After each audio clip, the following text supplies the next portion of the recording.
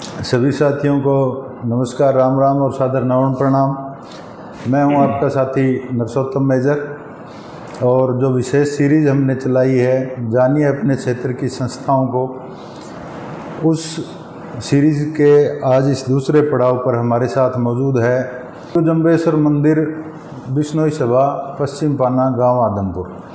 साथियों, हम वार्तालाप शुरू करें उससे पहले मैं बताना चाहूँगा कि भारतवर्ष अपनी विविधता से भरी हुई संस्कृति की बदौलत पूरे विश्व में एक अनूठा देश है, जहाँ विभिन्न धर्मों, पंथों, संप्रदायों, जातियों और समुदायों के लोग आपस में बहुत ही प्रेम भाव से रहते हैं।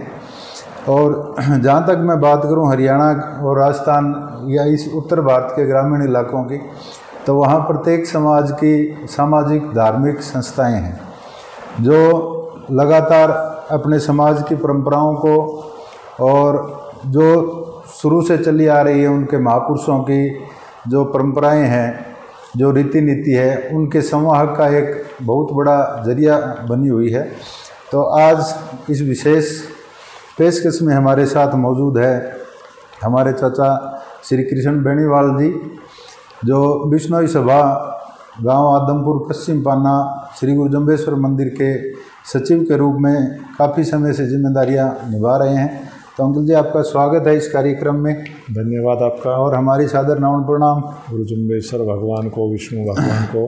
तो चाचा, इस तरह की ये सीरीज हमने शुरू की है और प्रयास इसमें ये हमारा कि जो संस्थाएं चुपचाप काम कर रही है वर्षों से, लेकिन ये समाज की एक मजबूत रीढ़ बन जाती है। बिल्कुल। और हमारी जो मंदिर की जो संस्था है वो आदमपुर गांव के समाज की जीवंत एक रीढ़ बन चुकी है।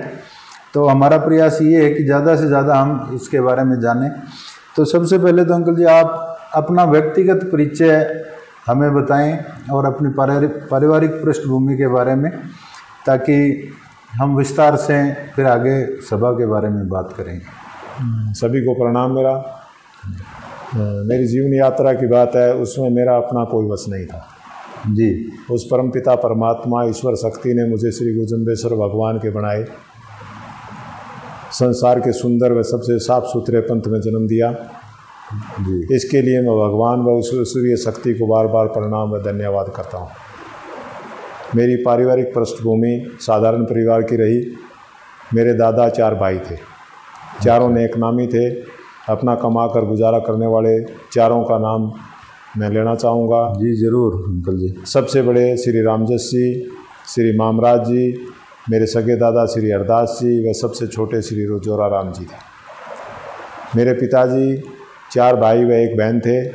मेरे पिताजी सबसे बड़े नाम श्री राम रिचपाल जी, छोटे श्री हेतराम जी, श्री राम स्वरूप जी व सबसे छोटे चाचा श्री मानाराम जी जी। मेरी बुआ राम सनेई। इन पांचों में 2 भाई कायम हैं, श्री राम स्वरूप जी व मानाराम जी। हम 5 भाई बहन। अच्छा जी। मेरा छोटा भाई पटवारी सेवानिवृत्त हुआ, इंद्राज। मेरी 3 बहनें तुलछा, रोशनी व विमला। तुलछा कालीराम विवाहित है, दोनों छोटी सदरपुर। मेरी शिक्षा दीक्षा बहुत कम रही, +2 तक रही। फिर भी भगवान की कृपा से मुझे राजनीतिक हस्तक्षेप से एक छोटी सी सरकारी नौकरी मिली। मैंने वर्ष 1981 में ज्वाइन किया। बहुत बढ़िया। और वर्ष 2014 में कार्यालय प्रबंधक के पद से सेवानिवृत्त हुआ। मैं आज तक उस परमात्मा की कृपा से बिल्कुल स्वस्थ व तंदुरुस्त हूँ। वो आपके साथ। बहुत बढ़िया अंकल जी। तो जैसा कि एक तो परमात्मा की ये देन है कि हम इस पवित्र समाज में हमने जन्म लिया। तो अंकल जी, पढ़ाई के बाद या सरकारी नौकरी के बाद तो बिश्नोई धर्म के जो संस्कार है, तो उनसे गहरा जुड़ाव आपको कब महसूस हुआ, या यूँ लगा कि भाई हाँ, अभी मेरे को इसके लिए समय देना चाहिए समाज के प्रचार प्रसार में या समाज की सेवा में? तो ऐसा वाक़या आपके साथ, या कब आपको ये जुड़ाव महसूस? ऐसा है, पंथ से जुड़ने का प्रश्न है तो मेरी पृष्ठभूमि, हमारे परिवार की सारी पृष्ठभूमि श्री गुरु जंबेश्वर भगवान के प्रति आस्था रही जी। पूरा पारिवारिक पृष्ठभूमि भी मेरी ऐसी रही। मेरी माताजी हर रोज़ सुबह शाम सुबह हवन करती थी, शाम को गुरु जंबेश्वर भगवान के नाम पे दीपक जलाती थी। इसी तरह से मेरी धर्मपत्नी श्रीमती विमला देवी भी धार्मिक प्रवृत्ति की है। सुबह घर में हवन, शाम को दीपक, वही परंपरा आज भी चल रही है। हमारे घर परिवार में आज तक कभी कोई टोना टोटका, बच्चों को ताबीज़ वगैरह कुछ नहीं किया गया। भगवान श्री गुरु जम्बेश्वर की कृपा से 2 बेटे दिनेश व राहुल हैं, अपना छोटा मोटा काम करते हैं। काम करके कमा के खाने वाले बच्चे, अच्छे साथी हमारे। दोनों की धर्मपत्नियाँ उर्मिला व कोमल प्राइवेट स्कूल में शिक्षिका का कार्य करती हैं। बहुत बढ़िया। एक पोता है सिद्धार्थ, अपने पंथ व श्री गुरु जम्बेश्वर भगवान के प्रति अटूट श्रद्धा ही आज मुझे यहाँ तक लेके आई। बहुत बढ़िया। तो विष्णु, अपनी जो सभा आदमपुर की है, उससे आप जुड़ाव आपका कब से हुआ और कब आप सेक्रेटरी की जिम्मेवारी आपको कब मिली अंकल जी, और कैसे मिली आपको ये जिम्मेवारी? ऐसा है, जहाँ तक मंदिर के सचिव पद की बात है, हाँ जी, पद तो सिर्फ एक नाम का है, बाकी मैं तो एक सेवक के रूप में कार्य करता हूँ। हाँ जी, वो जिस आदमी जो पोटेंशियल जिसमें होता है अंकल जी, जिम्मेदारियाँ उनकी तरफ खींची चली आती है, और ये भी एक कांटों का ताज है, हम ये कह सकते हैं। हाँ बिल्कुल। तो और अंगारों पे चलने के समान है, फिर भी आप मजबूती से डटे हुए। हाँ जी। आसपास के घर की माता, बहनें, बेटियाँ, भाई बंधु सभी देखते हैं कि क्या करता हूँ, इस बारे में मैं कुछ नहीं कहूँगा जी।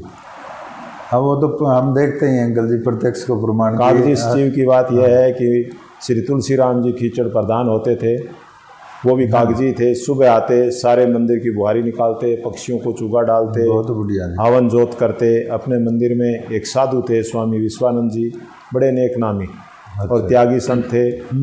आज उन्हीं की बदौलत यह जगह और यह मंदिर, भव्य मंदिर, उनकी करामात रही। उनसे पहले श्री रामानंद जी साधु थे, वो भी यहीं थे। दोनों साधुओं की तपोभूमि हमारा मंदिर स्थल रहा, और दोनों साधुओं की समाधि भी मंदिर में अच्छी बनी हुई है।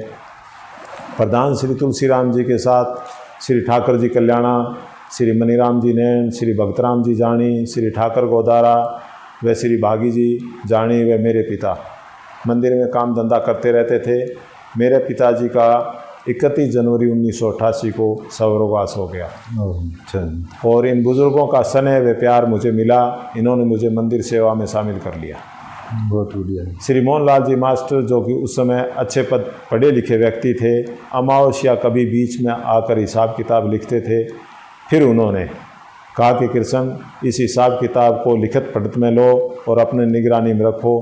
धीरे धीरे ये सिलसिला चलता रहा। उस समय कुछ नौजवान भी मेरे साथ जुड़े रहे, उनमें सरजीत, नरसिंह बेनीवाल दोनों भाई पूरा सहयोग करते थे। आसपास के सभी नौजवान, जो नौजवान मेरी हम उम्र के थे, सभी सहयोग करते थे। उसमें श्री राम सिंवर। फिर हमने बैंक में खाता खुलवाया और एक कमेटी बनाई, उसमें मुझे सचिव बनाया गया।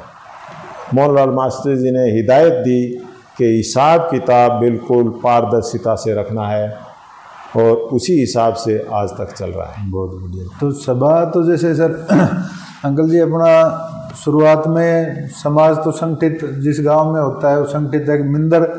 मंदिर जो होता है वो एक आस्था का केंद्र भी होता है, और लोगों के आपस में मिलने की एक जगह भी होती है, जहाँ हम अपने धर्म की परंपरा के नियमों की चर्चा करते हैं। और समाज में किसी भी तरह की विकृति आती है तो उस समय भी हमें निर्णायक कदम लेना होता है। बिल्कुल, जो सभा होती है ये तो शुरू से रहे हैं। और हमारे जितने आपने बुजुर्ग बताए, जिन्होंने जो वहाँ से जब जो संगठन की जो ये बुजुर्ग तो मेरे मतलब यादगार में रहे।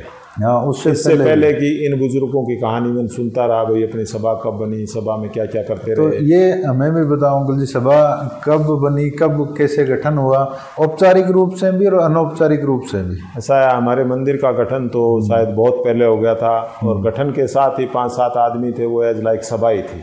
अच्छा। जैसा भी था, चाहे वो पढ़े लिखे थे चाहे अनपढ़ थे, पर उसमें सबसे पढ़े लिखे और बस सबसे शाणे आदमी चौधरी श्री राम जी जानी थे। उस समय उन्हीं की अध्यक्षता में ये शायद पीछे का साधु आश्रम बना।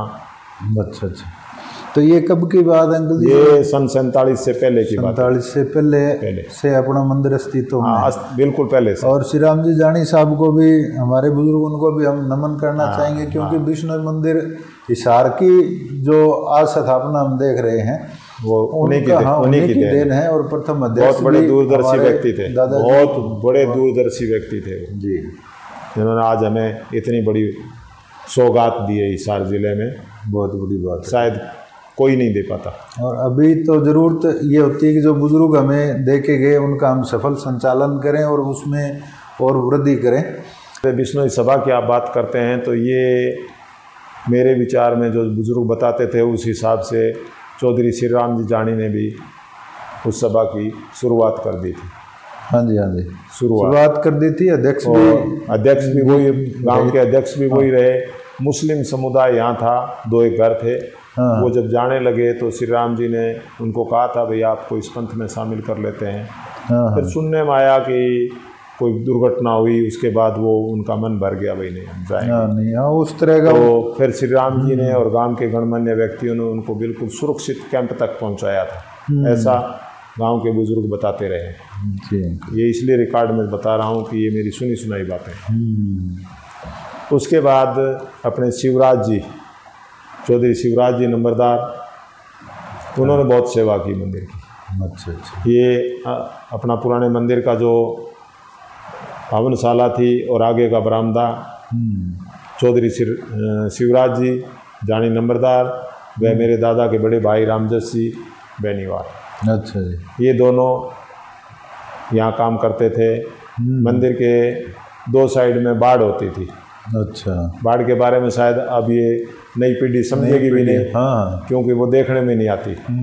बाढ़ का मतलब था तो झाड़ होते थे बहुत बड़े बड़े। अच्छा। तो ये दोनों आदमी मैंने अपनी आंखों से देखे, रेलवे लाइन से झाड़ काट के लाते थे और उस बाढ़ को मजबूत बनाए रखते थे। फिर धीरे धीरे 4 दीवारी बनी, धीरे धीरे बढ़ते चले गए। हाँ, समय के साथ जैसे देश का, गांव का विकास हुआ तो वो विकास हर क्षेत्र में हुआ है।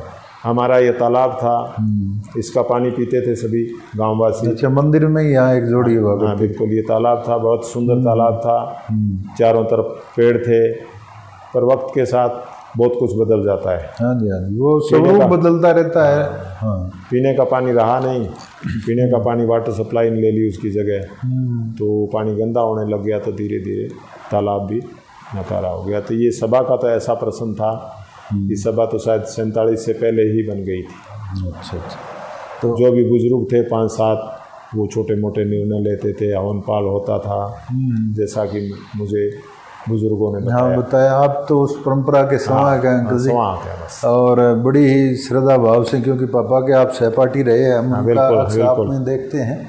तो ये जो अंकल जी, सभी सभाओं में अमूमन ये होता है कि सारे पदाधिकारी अवैतनिक होते हैं, कोई काम करने की तनख्वाह नहीं लेते। तो फिर भी देखते हैं कि समय भी बहुत है। अभी जैसे अपने मंदिर का निर्माण हुआ, 3-4 वर्षों में जाके तो इसके मंदिर का निर्माण हुआ, तो इतना समय और श्रम शायद परमात्मा की कृपा रही होगी। तो मैं अनुरोध करूँगा कि इस बारे में भी आप बताएं कि कैसे एक बंदा अपने घर के काम छोड़ के एक सार्वजनिक कामों के लिए समय और मेहनत करता है, समय निकालता है और मेहनत कर लेता है। अब इस बारे में ऐसा है कि अब तो सभा रजिस्टर्ड है, इसके सभी पदाधिकारी जितने भी हैं अवैतनिक हैं। अच्छा जी। और जहाँ तक मंदिर में समय देने की बात है तो ये तो गुरुजी की कृपा, उनके प्रति निष्ठा और लगन की वजह से ही संभव है जी। जहाँ तक मंदिर निर्माण का कार्य 2017 से शुरू हुआ, उसमें गांव के सभी सज्जनों ने अपनी सामर्थ्य से भी ज़्यादा दे करके भव्य सुंदर मंदिर का निर्माण करवाया। प्रधान श्री कैलाश जी जानी हर समय तैयार मिलते थे, इसी तरह सुभाष जी जानी, किस किस के नाम लें, किसी को भी बुलाया, किसी को भी बुलाया। हाँ। चाहे रात में काल की, हर समय हाजिर मिलते थे। किसी भी आदमी ने ये नहीं कहा कि आज मुझे समय नहीं है। मंदिर निर्माण के समय जब भी बुलाए, मीटिंग बुलाई, कभी किया, कुछ भी किया, कोई निर्णय लेना होता, हर समय नौजवान बुजुर्ग हाजिर मिलते थे। कोई भी ऐसा काम नहीं था कि बात है आज मैं आ नहीं पाऊँगा, ऐसा किसी व्यक्ति ने नहीं कहा। और अपने सामर्थ्य से ज़्यादा उन्होंने दान दे करके मंदिर का निर्माण करवाया। और समय की बात ऐसी थी कि सारे लोग तो दूर दूर जा नहीं पाते थे।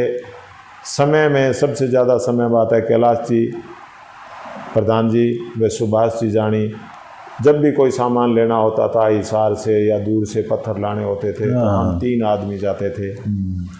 मंदिर का कोई किराया भाड़ा कुछ नहीं लगता था, हम अपने पल्ले से खर्च करते। बहुत बढ़िया अंकल जी। और कैलाश जी जानी अपनी गाड़ी लेके जाते थे, खुद ही ड्राइविंग करते थे, 400 किलोमीटर तक जाते थे, आते थे। बड़ी निष्ठा, तो सभी की निष्ठा थी। इसी निष्ठा की वजह से ही इस भव्य मंदिर का निर्माण सूर्य जम्बेश्वर भगवान की कृपा और सभी ग्रामवासियों के सहयोग से आपके सामने है।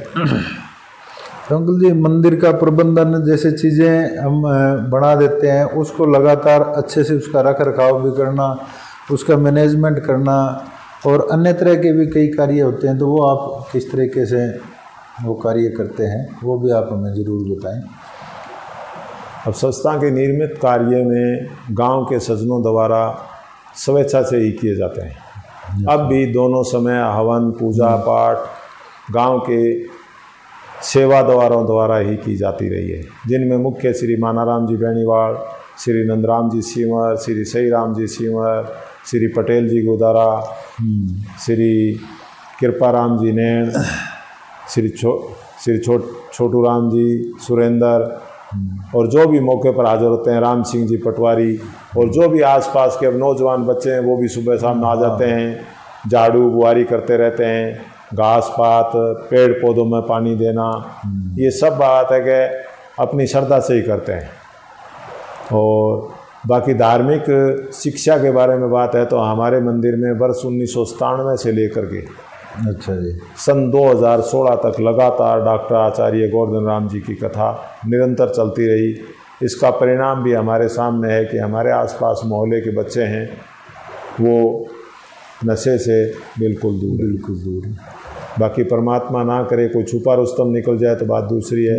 बाकी बहुत कम गुंजाइश है कि मंदिर के आसपास जितने भी नौजवान हैं, आज 20, 25, 30 साल के हैं, वो सारे के सारे मुझे नशे से विरक्त नज़र आते हैं और साफ सुथरे नज़र आते हैं। तो बहुत ही बढ़िया बात अंकल जी।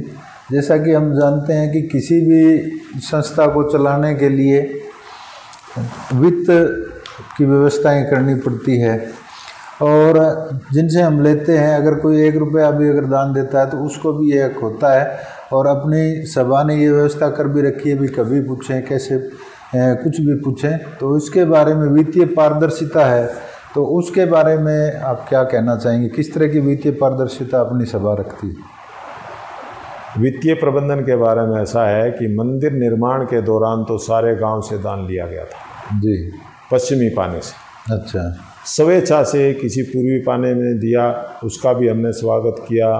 स्वेच्छा से चाहे कोई मंडी से आके भी दान दिया, उसका भी स्वागत किया, जिसने भी दिया। पर मांग के हमने बाहर से नहीं लिया, अपने गांव के लोगों ने ही, पश्चिमी पाना के ही सज्जनों ने दिया और बहुत अच्छी तरह से दिया। इसके अलावा आय का स्रोत हमारे पास और है, एक बर्तन किराया है, 2 एकड़ भूमि है, 2 हमारे पानी की टंकियां हैं, हर अमावस्या का चढ़ावा भी आता है, घी भी आता है। ये सब स्वेच्छा से कुछ दान भी देते हैं लोग, तो ये सब चलता रहता है। सारे काम ठीक से चलते रहते हैं। पक्षियों के लिए चूगा भी अच्छा, गांव के हर घर से कोई 10 किलो देता है तो कोई 2 क्विंटल भी देता है।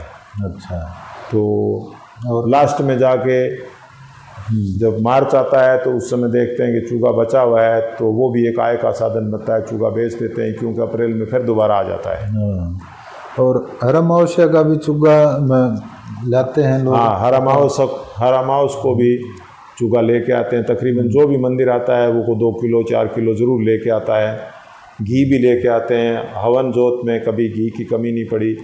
आज तक 35-40 सालों में मैंने देखा है, कभी घी कहीं से बात है मांग के नहीं लाना पड़ा, कोई मोल नहीं लाना पड़ा। लगातार हवन जोत अपनी चलती रहती है। शुरू में स्वामी विश्वानंद जी करते थे, उसके बाद गांव के लोगों ने किया, फिर बीच में बात है गए राम कुमार गायणा को पुजारी के रूप में रखा। अभी इसी मार्च से राम कुमार पुजारी ने अपनी असमर्था जाता ही, भाई मैं बुजुर्ग हो चुका हूँ, मेरे से होता नहीं, इसलिए राम कुमार जी ने भी कई साल बहुत सालों तक सेवा दी और बहुत अच्छी दी। राम कुमार बहुत ईमानदार और साफ छवि का व्यक्ति है, इसमें कोई दो राय नहीं है। इस पर पूरा विश्वास किया हमने और ये विश्वास पे खरे भी उतरे। इसके अलावा मंदिर निर्माण के दौरान 2022 में माननीय राज्यसभा सांसद डॉक्टर सुभाष चंद्रा ने भी अपने सांसद कोटे से हमें 10 लाख रुपए का अनुदान दिया था। उसमें हमने पार्क की 4 दीवारी का निर्माण करवाया था। तो इस तरह से देने वाले बहुत हैं, लेने वाला हमारे चाचा श्री पृथ्वी सिंह जी गिल्ला साहब अभी तो हमारे बीच में नहीं रहे। हाँ, उन्होंने भी पेड़ पौधे साइड जो पेड़ पौधे हैं, हाँ, पेड़ पौधे वो लगा के गए। उससे पहले भी पेड़ पौधे और भी बात है, कुछ संस्थाओं ने लगाए थे, अपने शमशान भूमि में भी लगाए। इसके बारे में बीच में एक बताना चाहूँगा कि हनुमान सरपंच जब बने तो उस समय ये शमशान भूमि की 4 दीवारी नहीं थी और जगह चिन्हित नहीं थी। अच्छा। तो मैंने ये चिंता की कि एक जगह चिन्हित होनी चाहिए। मैंने गांव के इधर के बुजुर्गों को साथ लिया और हनुमान सरपंच के सामने ये प्रस्ताव रखा कि सरपंच साहब आप बात है कि 4 दीवारी बनाओगे। हाँ, ज़रूरी है। तो सरपंच साहब ने ये 7 एकड़ ज़मीन रिजर्व करके और इसकी 4 दीवारी बना दी। ये शायद 94 की बात थी, कुछ ऐसा था। बहुत बढ़िया जी, ये भी एक अच्छा कार्य है सरपंच साहब द्वारा। तो ये मंदिर प्रबंधन का जैसे आपने कहा, तो एक तो 2 एकड़ जमीन है उसका मंदिर की है, तो इनका जो अपनी शमशान भूमि पश्चिम पन्ना का उसका भी रखरखाव अपनी मंदिर की सभा करती है। बाकी कोई इसमें ज़्यादा खर्चा तो लगता नहीं। ज़्यादा खर्चा लगता है तो हम सरपंच से रिक्वेस्ट करते हैं, चाहे कोई सरपंच आया, चाहे कोई भी सरपंच बना, मैं हर सरपंच के साथ जुड़ा रहा। अच्छा। हनुमान सरपंच से लेके आज तक कोई भी सरपंच बना, हम उसके साथ जुड़े रहे। बहुत बढ़िया। सुभाष सरपंच बने उस समय बात है कि ये जोड़ के आसपास पूरी गंदगी हो गई थी, तो उनसे हमने रिक्वेस्ट की कि इसकी 4 दीवारी बनवा दे, तो उन्होंने ये सारी भूमि का रेजुलेशन डाल दिया था और मंदिर प्रशासन ने फिर इसकी 4 दीवारी बना दी। बहुत बढ़िया अंकल जी। जैसे आपने बात की कि लगातार कथाओं व अन्य संस्कार कार्यों के माध्यम से अपने आसपास के जो युवा साथी हैं तो वो बचे हुए हैं नशे से। तो गांव के जो नई पीढ़ी के बच्चे हैं, आपने तो 4 पीढ़ियां देख ली अंकल जी, आपके दादाजी थे, आपके पिताजी थे, फिर आप हो, आपके बच्चे और आपके बच्चों जैसे बच्चे, कई पीढ़ियों के आप प्रत्यक्ष दर्शा है। तो इन देख लेता है। हाँ, इन जो नई पीढ़ी के बच्चे हैं, युवा है, या जो अभी किशोर बच्चे हैं या छोटे बच्चे हैं, तो उनमें बिश्नोई समाज के संस्कारों का विकास करने के लिए क्या कोई विशेष पहल अपनी सभा द्वारा की जा रही है? कुछ कार्य तो किए जाते हैं, बाकी विशेष पहल नहीं है। नई पीढ़ी के संस्कार के लिए हर समय मंदिर में धार्मिक आयोजन, कथा, जन्माष्टमी कार्यक्रम, एक बार जागरण भी होता है, एक बार कथा का प्रोग्राम होता है साल में।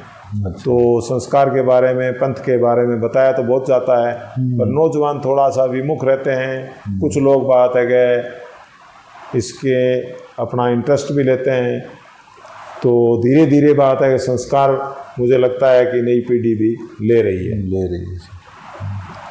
तो और कौन कौन से, जैसे आपने जागरण का बताया और कौन कौन से वार्षिक कार्यक्रम अपने सभा से कार्यक्रम है? जन्माष्टमी का प्रोग्राम होता है, एक जागरण होता है, एक कथा होती है, और बाकी बात है कि तकरीबन हर रोज़ हवन जोत तो होता ही है। हाँ, सुबह शाम बात है कि हम संस्कार की ये बात है कि हम 29 नियमों का प्रचार हर रोज करते हैं। सुबह और शाम, हवन पाठ भी होता है। हवन पाठ के उपरांत एक बार 29 नियमों के बारे में ज़रूर बताते हैं, ये हमारे 29 नियम हैं। हाँ, बड़ी अच्छी। और उसके बाद में हम देखते हैं कि दादी है, माँ है, हमारे आसपास की मोहल्ले की महिलाएं भी बहुत आती है, भजन करती है, उनके साथ छोटे बच्चे भी होते हैं। तो निश्चित रूप से इस चीज़ का, क्योंकि बच्चा जिन संस्कारों में या जिस माहौल में पला बड़ा होता है तो पूरी उम्र उसकी छाप रहती है उसके ऊपर। तो पर्यावरण संरक्षण के लिए या जीवों की रक्षा के लिए कोई विशेष अभियान सभा चलाती है अंकल जी, या जीव रक्षा सभा का सहयोग करना या अन्य तरह की कोई पर्यावरण गतिविधियां? आजकल तो सभी लोग पर्यावरण को लेकर जागरूक है सरकार के स्तर पे, तो उसमें अपनी सभा का किस तरह का और क्या योगदान है? ऐसा पर्यावरण संरक्षण व जीव रक्षा के लिए सीधा तो हमारा नहीं है। एक बार हिसार में मीटिंग हुई थी, उसमें बात है कि हमारी जो एम्बुलेंस सेवा थी उसके लिए हर मंदिर को एक जिम्मेवारी सौंपी गई थी कि आप अपनी सामर्थ्य अनुसार कोई 11,000 कोई 5,000, क्योंकि वित्त की समस्या थी उस एम्बुलेंस को चलाने में। उस समय हमने अपनी आदमपुर सभा से 11,000 रुपये दिए थे।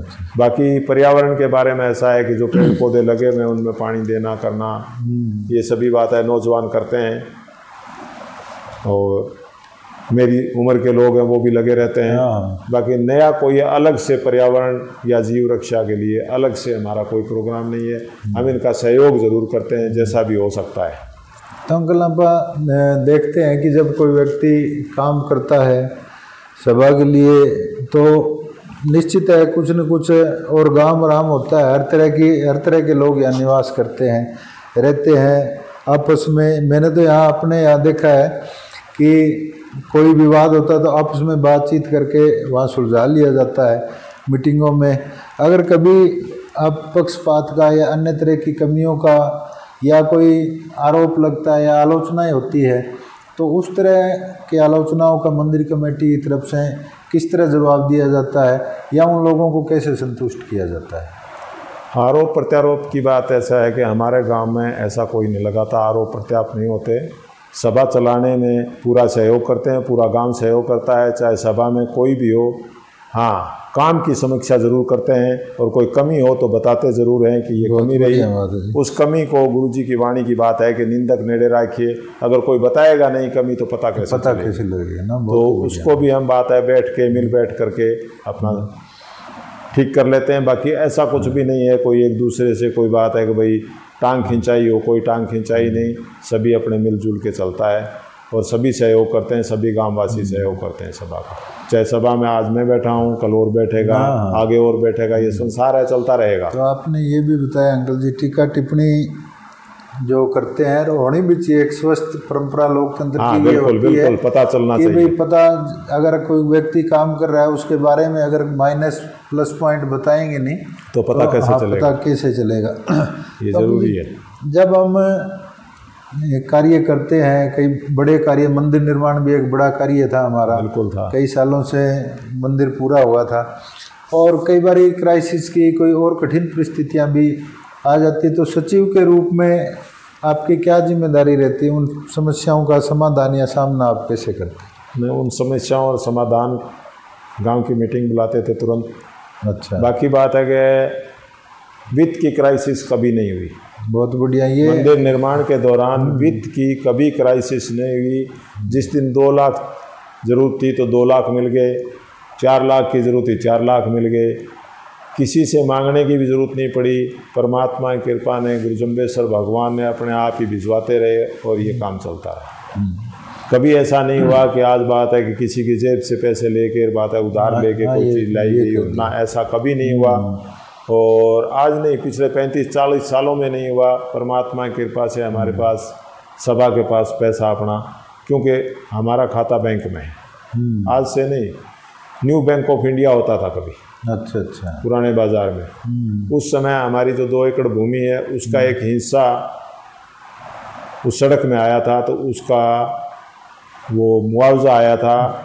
उस समय भगतराम जी, तुलसीराम जी बादू और गांव के जो बुजुर्ग थे उन्होंने वो खाता न्यू बैंक ऑफ इंडिया में खुलवाया था और उसका वाउचर उस खाते में जमा हुआ था। अच्छा। फिर वो न्यू बैंक ऑफ इंडिया बंद हो गया था। उसके बाद हम अपने खाते को सहकारी बैंक में, अलग अलग बैंकों में, जैसे सहकारी बैंक में ले आए थे और उसी सहकारी बैंक में आज तक चल रहा है। अंकल जी, ऐसा होता है कि जो आदमी, क्योंकि सचिव के रूप में अगर किसी संस्था के देखें तो प्रधान के बाद सचिव की बड़ी जिम्मेदारी होती है, लेखा जोखा सारा बनाना करना। तो ऐसे में जो व्यक्ति सक्रियता ज़्यादा होती है तो लोगों की नज़र कह लो या टिक्का टिप्पणी कह लो उन पे होती है, या कभी जीवन में इस तरह का कोई कटु अनुभव इस जिम्मेदारी के दौरान या समाज सेवा के किसी पड़ाव पे आपको लगा हो, तो उसके बारे में आप क्या कहना चाहेंगे? हाँ, एक बार कटु अनुभव हुआ। अच्छा। और बहुत ज़बरदस्त हुआ। उसके बारे में मैं आज भी बात है, मुझे बड़ा अफसोस है कि हमारे पढ़े लिखे नौजवानों ने, मेरे हम साथियों ने एक बड़ी गलती की। वो क्या? अब वो मानते भी हैं, ना मानो, बाकी वो मुझे बात है कि आज भी दुख होता है।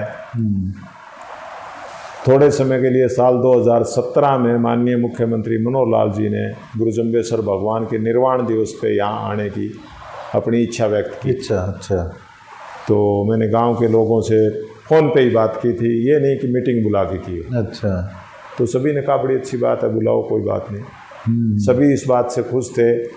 पर बाद में पता नहीं कोई राजनीतिक कारणों से क्या हुआ क्या नहीं हुआ, उन्होंने सहमति दे दी और मुख्यमंत्री महोदय ने सहमति दे दी थी कि मैं आऊँगा। अच्छा। और निर्वाण दिवस को यहाँ अपने श्रद्धा सुमन अर्पित करूँगा। हाँ, जरूर उनकी इच्छा रही होगी। इच्छा थी। और हमारा जो मंदिर उन्होंने क्यों चुना, कैसे चुना, वो अपनी उनकी दिली इच्छा थी। उसके बाद बात है कि जब ये आपस में आरोप प्रत्यारोप हुए तो उससे मुझे बड़ा मैं आहत भी हुआ। उस समय जो मुख्य मुद्दा ये था कि एक तो गांव में लड़कियों का कॉलेज की नींव रखी जानी थी। उन्होंने वो पूछ के गए थे आपकी मांगे क्या क्या है। उनका मुख्य मांगे तो हमारी यही है। एक हमारी ये 5 एकड़ भूमि थी। मैंने उनको कहा वो 5 एकड़ भूमि है हमारे गुरु जम्बेश्वर भगवान मंदिर के नाम करवा देना। समाज सेवा। तो जो भी पूछने आए थे सज्जन, उन्होंने कहा कि ये तो सरपंच करवा देगा। मैंने कहा सरपंच के पास पावर नहीं होती, इतनी पावर। ये पावर अभी भी मुख्यमंत्री के पास है।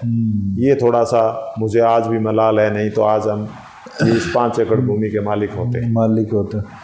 तो किन्हीं फिर मुख्यमंत्री जी ने बात जब अपना दौरा कैंसिल किया तो उस समय भी हमें रेस्ट हाउस में बुला के बैठाया था, चाय पिलाई थी। आसपास के सभी गांव के सरपंचों को बुलाया था हिसार में। उन्होंने कहा भाई मैं कुछ अपरिहार्य कारणों से मैं आ नहीं पाऊंगा, इसलिए मैं क्षमा चाहूँगा, फिर कभी करेंगे ऐसा प्रोग्राम आपके आदमपुर में। चलो ऐसा है अंकल, जब किसी चीज़ के हम अपने व्यक्तिगत जीवन में लगा लें या सामाजिक जीवन की एक लंबी यात्रा होती है, उसमें अच्छे और बुरे होते रहते हैं, कड़े अनुभव होते रहते हैं। चलो परमात्मा भविष्य में हमारे गांव की बेहतरी के लिए प्रयास करते हैं। तो भविष्य में समाज को और गांव को मजबूत करने के लिए अंकल जी सभा की क्या भूमिका होनी चाहिए? क्योंकि ऐसा है कि गांव में बहुत सी सभाएं हैं, युवा संगठन है, समितियां हैं, तो सब मिलके जैसे इस देश में जितनी भी सकारात्मक ताकतें वो मिलके देश को आगे बढ़ाने में लगी है। और इसी तरीके से जितनी भी सभाएं किसी गांव विशेष में होती है तो सबका प्रयास ये होता है कि उनके समाज के लोगों का जीवन स्तर उठे या गांव का सामूहिक विकास हो। इस तरह के प्रयासों में अपनी जो सभा है उनके क्या प्रयास है भविष्य को लेकर? इसके लिए ऐसा है कि आने वाले वर्षों के लिए मेरा प्रयास ये रहता है कि नौजवानों को सभा से ज़्यादा से ज़्यादा जोड़ा जाए और सभा को मजबूती दी जाए। गुरुजी के नियमों का प्रचार प्रसार हो, नौजवान नशे की प्रवृत्ति से दूर रहें और पढ़ाई की तरफ विशेष ध्यान दें। शिक्षा ही संसार के द्वार खोलता है। किताबों में झुके सिर फिर कभी नहीं झुकते किसी के आगे। बहुत बढ़िया बात कही अंकल जी। बाकी मेरा तो नौजवानों से यही कहना है कि पढ़ो और आगे बढ़ो, नशे से दूर रहो, आप एक किस्म का स्वर्गीय का आनंद लेंगे। बाकी सभा से इस बार बात है कि काफ़ी ज़्यादा नौजवान 31/3/2025 में जो सदस्यता अभियान था उसमें विशेषकर नौजवान ही ज़्यादा जुड़े हैं बुजुर्गों की बजाय। बहुत बढ़िया है अंकल जी, एक अच्छा संकेत है। मैंने उनको जुड़ते हैं के साथ ही मैंने कहा भैया ये आपकी धरोहर है। सही बात। आप इस धरोहर की, इस गांव की मान मर्यादा की सब निगरानी करेंगे, ये आपका है। हम तो बात है आखिरी बहुत बढ़िया आखिरी समय में है। नहीं आखिरी हम तो ये चाहते हैं परमात्मा आपका अच्छा स्वास्थ्य रखे और लंबी आयु दे, ताकि सदैव भी आपकी सेवाओं का मार्गदर्शन का वो उस परमपिता लाभ उठाते रहें। और ये एक नैसर्गिक प्रक्रिया भी है अंकल जी, जैसे आपने बताया कि आज़ादी से पहले की 3 पीढ़ियाँ, आपकी ये 4थी पीढ़ी मंदिर प्रबंधन में है और आपके दिए हुए संस्कारों से अगली पीढ़ी भी आपके सानिध्य में सीखकर आपके द्वारा शुरू किए गए, हमारे बुजुर्गों के द्वारा शुरू किए गए इस कार्य को आगे बढ़ाएंगी। तो समाज के युवाओं और महिलाओं को न केवल सामाजिक मंच पे भी बाकी अन्य क्षेत्रों में भी आगे लाने के लिए कोई विशेष योजनाएं मंदिर सभा या कमेटी की तरफ से या स्थानीय समाज मंदिर सभा और कमेटी में तो ऐसा है कि कोई इतना हमारे पास वित्त प्रबंधन नहीं है कि कोचिंग वगैरह करवाई जा सके। ऐसा वित्त भी हमारे पास है नहीं ना, इतना है नहीं, इतनी सामर्थ्य नहीं है। फिर भी एक कोशिश कर रहे हैं हम। अगर हुआ तो।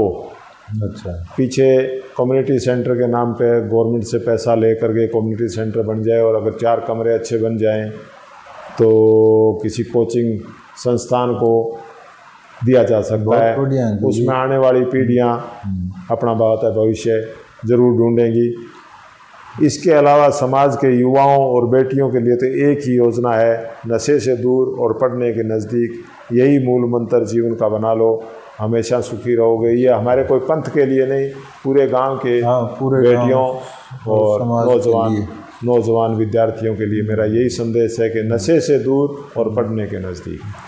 तो अंकल जी, आपने अभी सरकार का जिक्र किया, तो ऐसी संस्थाएं भी जो समाज के निर्माण में, गांव के, देश के निर्माण में अपना अमूल्य योगदान दे रही है, क्योंकि जिस भारत देश में हम रहते हैं तो उसका ये है कि कोई भी अगर हम सकारात्मक कार्य करते हैं तो वो देश की प्रगति में जुड़ा हुआ माना जाता है। बिल्कुल जुड़ता है। तो क्या आपको लगता है कि, या आपका क्या मानना है कि सरकार या प्रशासन को इस तरह की सभाओं की वित्तीय या अन्य तरह की प्रशासनिक मदद भी करनी चाहिए? हाँ, जो सभा अच्छा काम करती हो गांव के प्रोत्साहन के रूप में, नौजवानों के लिए जैसा भी अगर अच्छा काम करती है, तो वो अगर बात है कि आर्थिक मदद नहीं तो प्रोत्साहन के रूप में कोई समृति चिन्ह या प्रशस्ति पत्र किसी विशेष समारोह में उसके पदाधिकारियों को बुला के सम्मानित करे, तो उससे आने वाली पीढ़ियां भी प्रभावित होंगी और उनको ये पता चलेगा कि वास्तव में अच्छे काम करेंगे तो इस मंच पे हमें भी कभी बुलाया जाएगा। तो इससे भी नौजवानों को एक विशेष रास्ता मिलेगा। कि बहुत बढ़िया बात है अंकल जी। और सभाओं के लिए जैसे हम युवा संगठन से जुड़े रहे हैं, युवा क्लब तो हर साल क्या है कि सर्वश्रेष्ठ युवा क्लब का ब्लॉक स्तर पे, जिला स्तर पे, राज्य स्तर पे होता है और युवा भी चुने जाते हैं, जिला युवा पुरस्कार। तो ये एक अच्छा सुझाव भी है आपका, सरकार तक हम ये बात पहुंचाने का प्रयास भी करेंगे कि इस तरह की सभाएं, चाहे किसी समाज की हो, किसी धर्म जाति से, तो वो हो तो जो अच्छा काम कर रही है, क्योंकि अल्टीमेटली तो वो अगर समाज, कोई भी समाज तो है तो इस देश का हिस्सा ही है, देश का हिस्सा है। अगर कोई संस्था वो किसी समाज विशेष में, किसी वर्ग विशेष में अगर सकारात्मक काम कर रही है तो वो देश के विकास में योगदान दे रही है। बिल्कुल बिल्कुल। तो जरूरी आपका बहुत अच्छा सुझाव है अंकल जी। तो हम समापन की ओर बढ़ते हुए ये पूछना चाहेंगे कि आज के समय में जैसे धार्मिक परंपराएं हैं या परंपरागत जो पीढ़ियों से हमारी परंपराएं चली आ रही है, एक आधुनिक जीवन शैली है जिसमें पाश्चात्य जो संस्कारों का या विचारों का ज़्यादा प्रभाव है। तो कई मतलब होता है कि कई पीढ़ी, युवा पीढ़ी जो है पिछले को ठीक माने या इसको ठीक माने, या दोनों को, इसमें संतुलन कैसे करें और इनको कैसे आगे बढ़ाएं? तो जी इसके बारे में थोड़ा आप बताएं। ऐसा है, आज के भौतिकवादी युग में धर्म को बचाए रखना वास्तव में खांडे की दार है। अपनी पंथ और परंपराओं को भूलते जा रहे हैं, बाद में पछताते भी हैं, इसमें कोई दो राय नहीं। गलतियां हो जाती हैं और ये उम्र भी ऐसी होती है, नौजवान जरूर थोड़े से विमुख हो रहे हैं, फिर भी अपनी जड़ों को ढूंढते जरूर हैं कि हमारे दादा परदादा कैसे थे, हमारी पीढ़ियां कैसी थी, हम कैसे हैं। अगर हम गलत हैं तो अपने आप को कोसते भी हैं मन ही मन में, फिर लौटने की कोशिश भी करते हैं, पर कहीं ना कहीं गलतियां हो ही जाती हैं। तो मैं तो अभी नौजवान बेटे और बेटियों से यही है कि अपने पंथ को मत छोड़ो, चाहे कितना ही बड़ा संकट आए, चाहे कितना ही कहीं कुछ भी हो, अपने पंथ से जुड़े रहो, अपनी जड़ों से जुड़े रहो, अपनी जड़ों को मत भूलो। लोग बड़े बड़े दूर दूर देशों में चले जाते हैं, हमारे अपने गांव से जीवन राम थे, मॉरिशस रहे, पूरी ज़िंदगी उन्होंने अपनी वही निकाली, पर फिर भी साल 2 साल में गांव आदमपुर आते थे और पूरे गांव में छोटे बड़े सभी लोगों से मिलते थे। तो उन्होंने अपनी जड़ों को नहीं छोड़ा। तो हम तो यहीं बैठे हैं, कहीं गए भी नहीं। उन्होंने तो 7 समुंदर दूर वहाँ की संस्कृति, वहाँ का सब कुछ बदलाव होते हुए भी उन्होंने अपनी जड़ों से जुड़े रहे अंकल जी। और ये एक बड़ी महत्वपूर्ण बात है, अपने श्री गुरु जम्बेश्वर भगवान के पंथ को उन्होंने अपना मूल मंत्र बनाए रखा। और आखिरी बार जब यहाँ आए थे, मुझे अच्छी तरह से याद है, वो एक मुट्ठी रेत अपने साथ ले गए थे। अच्छा, हाँ, ये था उनका अपनी भूमि से प्रेम। जीवन राम जी अपने गांव के कल्याणा परिवार से थे, पुत्र रामचंद्र जी कल्याणा के सगे भाई थे। अच्छा। और धनपत राय भीमा जी थे जो मॉरिशस के रक्षा मंत्री भी वहाँ रक्षा मंत्री रहे। अभी पिछले दिनों आए थे यहाँ, पर यहाँ शायद गांव आदमपुर नहीं आ पाए। हाँ, हिसार मंदिर है, विष्णु मंदिर हिसार में। वो उनके किसी रिश्तेदार की तबीयत खराब थी, वो शायद दिल्ली लेके आए थे, तो ऐसा कुछ था। ऐसा है अंकल जी, अगर हम पर्टिकुलर विष्णु समाज की बात करें तो 29 धर्म नियम जो गुरु जम्बेश्वर भगवान ने आज से सदियों पहले बताए थे, तो वर्तमान जीवन में या वर्तमान समय में तो उनकी प्रासंगिकता और बढ़ती जा रही है। चाहे पर्यावरण के नियमों को लो, हम जो ग्लोबल वार्मिंग है या अन्य तरह की जो विकृतियाँ देश दुनिया की व्यवहारिक संस्कृति में आ गई है, तो वर्तमान समय में जो विष्णु समाज के युवा है तो वो उनको किस रूप में उनका पालन करना चाहिए ताकि वो सामंजस्य भी इन परिस्थितियों में बिठा सके सही से। जहाँ तक 29 नियमों की बातें हैं, संसार में बहुत पंथ हैं, बहुत सारे देवता हैं, सभी अपने आप को बड़ा मानते हैं, पर मैं इसके बारे में एक छोटा सा बताना चाहूँगा कि जितने भी देवता हुए जी, उनमें गुरु जम्बेश्वर भगवान ही एक ऐसा देवता थे जिन्होंने अपने शरीर के लिए नियमावली दी, धरती के लिए नियमावली दी, पानी के लिए, गगन के लिए, हवा के लिए, हर चीज़ों के लिए उन्होंने एक नियमावली दी। पानी को साफ सुथरा रखना है, छान के लेना है, ईंधन भी छानबीन के लेना है। बहुत बढ़िया। चलो वक्त बदला, गैस आ गई, वो अलग बातें हैं। दूध छान के लेना, पानी छान के लेना, शरीर को साफ सुथरा रखना, सुबह बात है कि सूर्योदय से पहले स्नान करना, ये सारी बातें और किसी भी ग्रंथ में आपको कहीं लिखी नहीं मिलेगी जैसा गुरु जम्बेश्वर भगवान ने 29 नियमों में बताया। ऐसा शायद ही किसी देवता ने बात है कि दिया हो। एक और है, सुनने में आता है कि शिव जी भांग पीते थे, ये बिल्कुल गलत और मिथ्या प्रचार है लोगों का। शिव जी ऐसे देवता थे, जो भी उनके अनुयायी थे वो कहते थे आप जो नशा करते हो, अगर भांग पीते हो, कुछ भी करते हो, ये मेरे पास छोड़ जाओ। पर लोगों ने उस अर्थ का अनर्थ कर लिया कि नहीं नहीं शिव जी भांग पीते थे, हम भी पिएंगे। इसी तरह से ये गलत संदेश लोगों में जाता है। तो गुरु जम्बेश्वर भगवान तो अंतर्दृष्टा थे, उन्होंने बहुत ही आज से 550 साल पहले धरती, आकाश, वायु, तेज, धरनी, सभी चीज़ों का बात है रख रखाव साफ सुथरे तरीके से रखने के लिए हमें बताया। तो उन्होंने तो प्रकृति और अपने शरीर के लिए नियम बताए, वो तब भी प्रासंगिक थे, आज भी थे है और आगे आज भी तो रहेगा। जैसे खान पान जैसे हो गया तो उसमें तो हमें बहुत ज़्यादा उनकी ज़रूरत है, क्योंकि अपना भी हित है अंकल जी उसमें।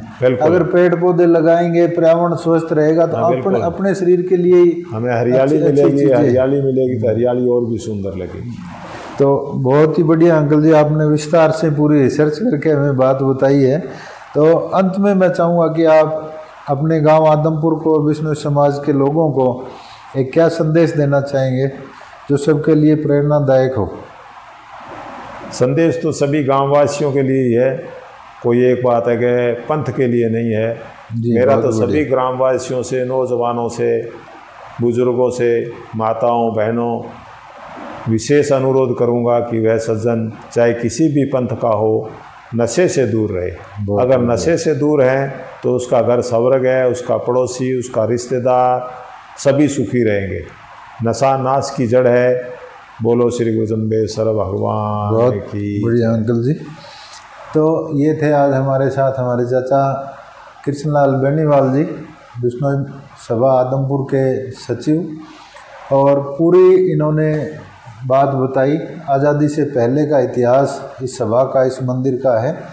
तो युवा साथियों, हमें निरंतर अपने बुजुर्गों से मार्गदर्शन, प्रेरणा लेनी चाहिए, और जो सुकार्य, जो अच्छे कर्म उन्होंने शुरू किए, जो अच्छी परंपराएं उन्होंने डाली है, हमें निरंतर उनका निर्वहन करना चाहिए और उनका संवर्धन भी करना चाहिए। और हमारी ये ड्यूटी होती है कि जैसे हमारे बुजुर्ग हमें वो परंपराएं सौंपते हैं, हम भी अपने आने वाली पीढ़ी को वो परंपराएं सौंपें। और इसी तरीके से, इसी साइकिल से ये परंपराएं सदियों से, और हमारे सनातन धर्म में तो अनादिकाल से ये परंपराएं जीवित रही है, और वो इन जैसे महान पुरुषों की बदौलत ही है जो अपने समय में, अपने जीवन काल में इन परंपराओं का निर्वहन और संवर्धन करते हैं और लगातार अगली पीढ़ियों को सौंपते हैं। तो आपको हमारा ये प्रयास कैसा लगा हमें कमेंट बॉक्स के ज़रिए ज़रूर बताएं। यूट्यूब पर हमारा चैनल है मेरा गांव मेरा भारत नाम से, तो उसको भी आप सर्च करें और अपने विचार दें। आप सबका बहुत बहुत धन्यवाद। वंदे मातरम। जय हिंद।